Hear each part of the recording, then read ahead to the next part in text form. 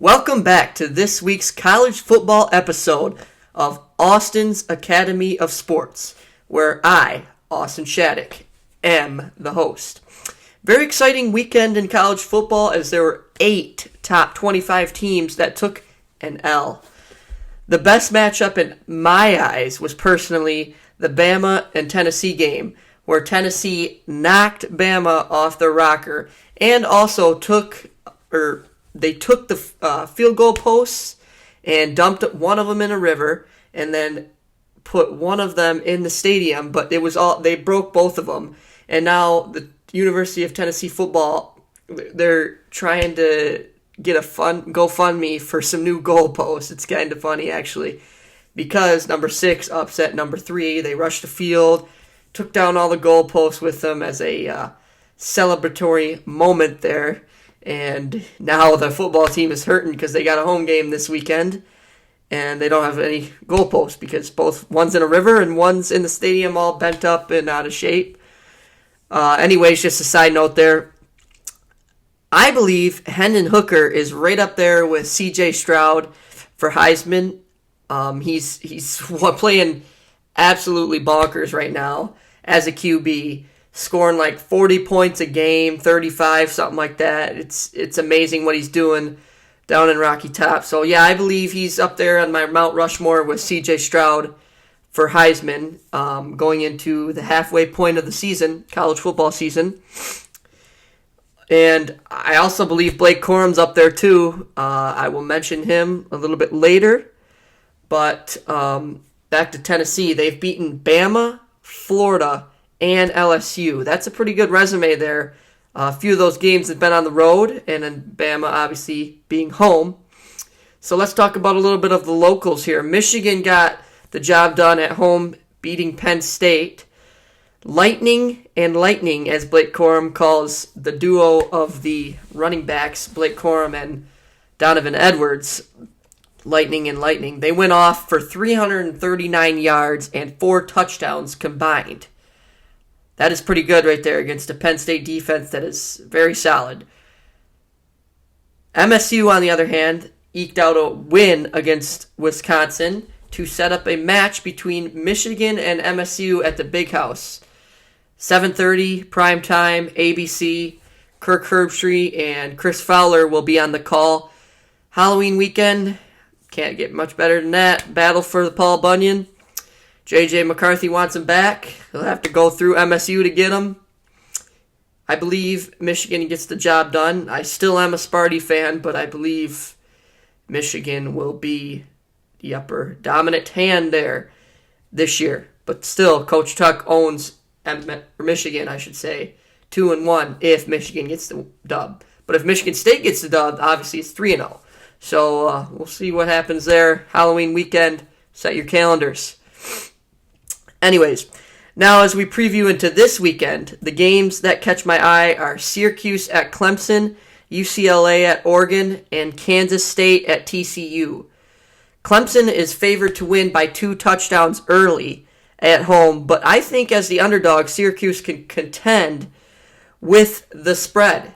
Syracuse is a great team this year. They got All-American running back Sean Tucker that is just lighting them up, just like Blake Corum. He doesn't get to talk because it's Syracuse. I mean, usually they're not that good, but this year they're dominant and 6-0 on the season. Going into this weekend, going to Death Valley to play Clemson. I think Clemson gets the job done, but Syracuse covers the spread. So, anyways, UCLA will be going to Oregon. And that will just be a dogfight. Both quarterbacks for both teams are dominant. Bo Nix, the transfer over from Auburn to Oregon. Dorian Thompson-Robinson is up there with the Heisman conversation. He's not as high as Hendon Hooker and C.J. Stroud, but I do have him on the lower end of Mount Rushmore there.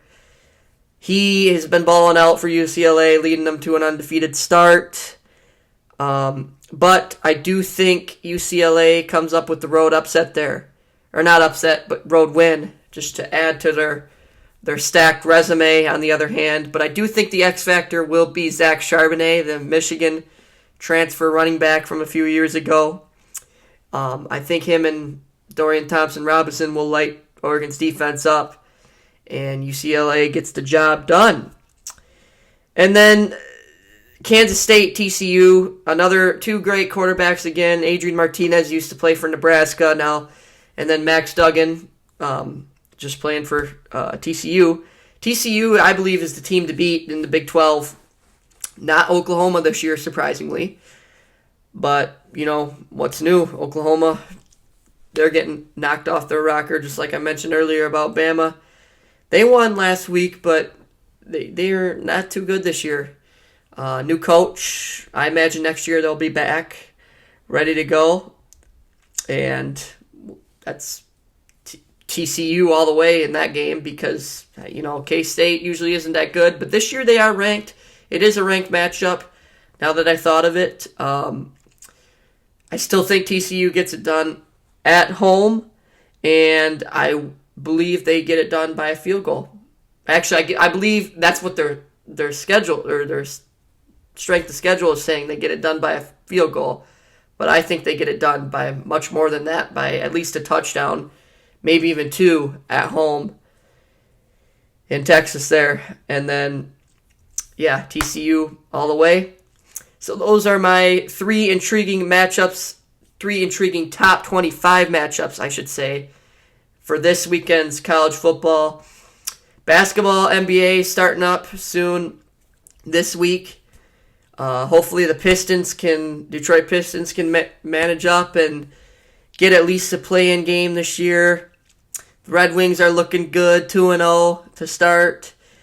And a lot of sports coming up. This is a great time of year for sports as all four major sports are going on. NFL on weekends, college football on weekends, NHL throughout the week, NBA throughout the week, and then baseball postseason. I haven't even talked about that, but my last video was about that. So if you'd like to hear my baseball postseason picture, just go ahead and listen to my last video. And as always, let me know what you think in the comments, how I'm doing, any improvements. I'm here for constructive criticism. And thank you for tuning in. See you next week. Bye.